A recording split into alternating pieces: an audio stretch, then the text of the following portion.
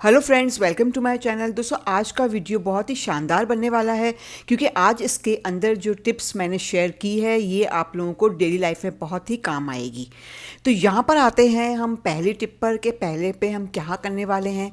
तो दोस्तों, जैसे कि हमारे जो चूल्हे होते हैं उस पे ऑयल वगैरह गिर जाता है और इसको निकालना ना बहुत ही मुश्किल हो जाता है। हम लोग जो है इतना मतलब इसको घिसते हैं और साफ़ करते हैं, लेकिन ये ऑयल जो है ना वो निकलने का नाम नहीं लेता।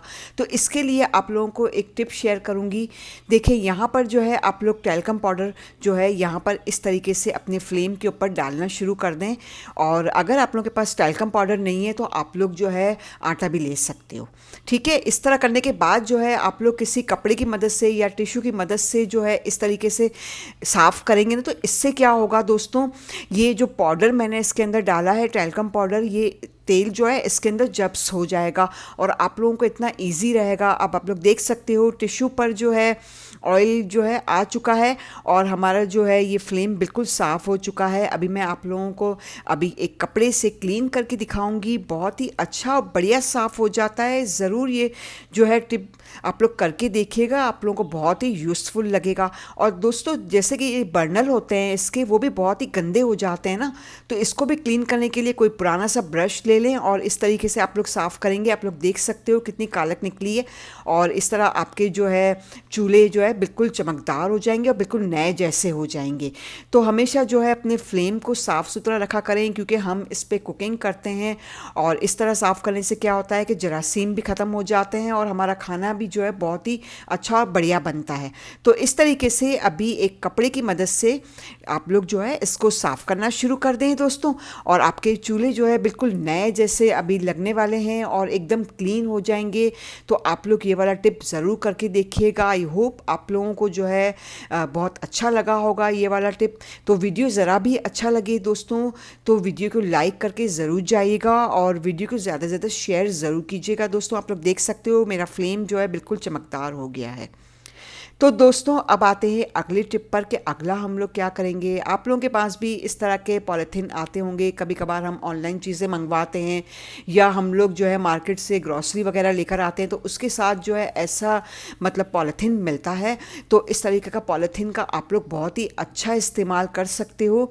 देखिए, इस तरीके से जो है ना इस पॉलीथीन को यहाँ से आपको पकड़ना है, ठीक है, यानी कि बीचों बीच से आप लोगों को पकड़ना है और सीज़र की मदद से यहाँ पे आप लोगों को कट करना है।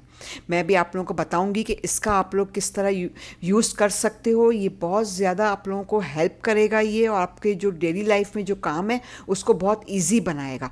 तो इस तरीके से जो है इसके अंदर पॉलीथीन आप लोग जो डाल सकते हो, जिसमें मतलब ये कि सब्ज़ी वगैरह लाते हैं, बहुत सारी पॉलीथीन हमारे पास होती है, और इसको जो है एक हुक पे लटका दें आप लोग, ठीक है। और इस तरीके से जब भी आप लोगों को पॉलीथीन चाहिए तो एक एक करके आप लोग ईजीली इसके अंदर से जो है निकाल सकते हो और इसको जो है बढ़िया सा इस्तेमाल कर सकते हो। तो आई होप आप लोगों को ये वाला टिप अच्छा लगा होगा।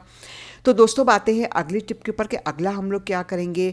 बहुत सी मदर्स जो है बहुत परेशान रहती हैं, उनके जो छोटे बच्चे होते हैं वो कुछ खाते नहीं हैं या हेल्दी नहीं बनते, तो उनके लिए ये टिप है, ज़रूर देखिएगा, आप लोग को फॉलो कीजिएगा। यहाँ पे मैंने क्या किया, एक गिलास मैंने दूध डाला दोस्तों। दूध डालने के बाद इसके अंदर मैं एक अदद अंडा ऐड करूँगी और साथ में जो है हम लोग क्या करेंगे, इसके अंदर एक चम्मच इसके अंदर हनी ऐड करेंगे।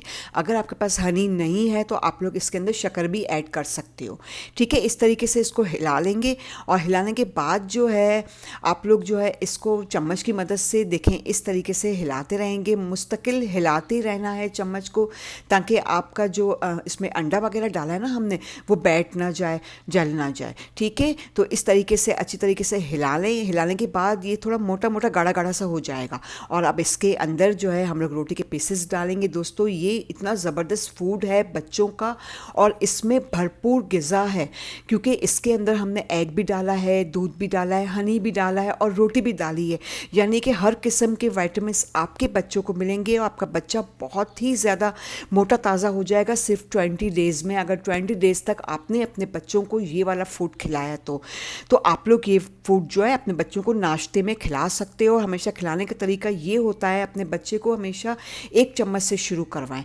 देखें पहले बच्चा हजम कर पा रहा है और फिर उसके बाद एक प्याली देना शुरू करें। तो आई होप आप लोगों को आज का टिप अच्छा लगा होगा।